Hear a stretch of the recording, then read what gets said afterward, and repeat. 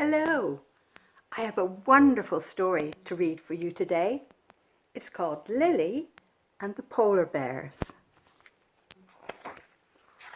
And we'll begin.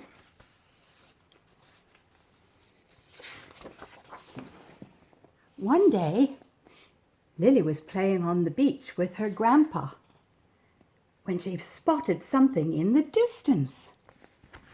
She's looking through her binoculars. What do you suppose it is? Polar bears. Lots of polar bears, all floating on pieces of melting ice. "Hello," they said as they clambered on the shore. "We're very sorry to bother you, but our homes have melted and we've nowhere to stay. Can you help us?" And Lily thought for a moment, "Well, we do have a special room for guests and a tree house. Come with us." Got all their luggage with them, look. The polar bears followed Lily and her grandpa back to Lily's house. When she opened the door, Lily's mum nearly fainted. "Goodness me," she said, "where did you lot come from?" And then she invited the polar bears in for tea and cake. The polar bears told Lily's mum all about their long and dangerous journey from the Arctic. They're telling her story. This one is singing, do you see? He's got a little guitar and he's singing about the bad weather they faced and the pirates and the sharks. Afterwards, they all sat down to dinner.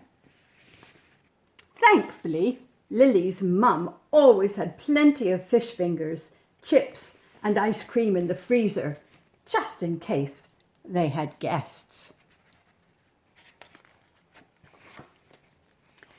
When the polar bears had tidied the table and helped to wash the dishes, it was time to get ready for bed.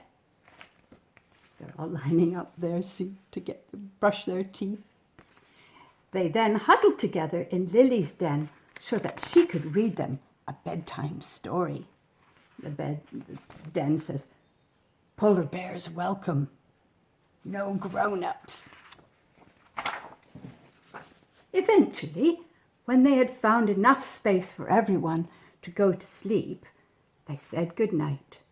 The polar bears went out like a light. Look, there's some on the garage and up on the trees, in the attic, having a bath, on the bed and under the bed, under the table in the kitchen, in the living room, on the floor, even on the loo. There we go. The next day, Lily took the polar bears into the town. The children were very excited. But the grown-ups really weren't. They looked a bit nervous, don't they? They thought the polar bears took up too much room, or that they might eat them. But in time, people realized that the polar bears were kind and brave. This one looks like he's Superman, doesn't he? And fun. They look like they're having a nice time swimming together, don't they? And skating, look. They're all having a nice skate together. Soon the polar bears got their own flats and jobs. There were builders, polar bear builders, see, he's on his digger there. Polar bear teachers, polar bear postmen. The doggies coming after the polar bear postman, like doggies go after all the postmen. There were also polar bear policemen, polar bear footballers, polar bear dancers and singers. Some polar bears opened their own shops. and some polar bears became astronauts. Woo! He says here, this is one small step for bear, one giant leap for bear kind. And the most wonderful thing of all was everyone felt at home.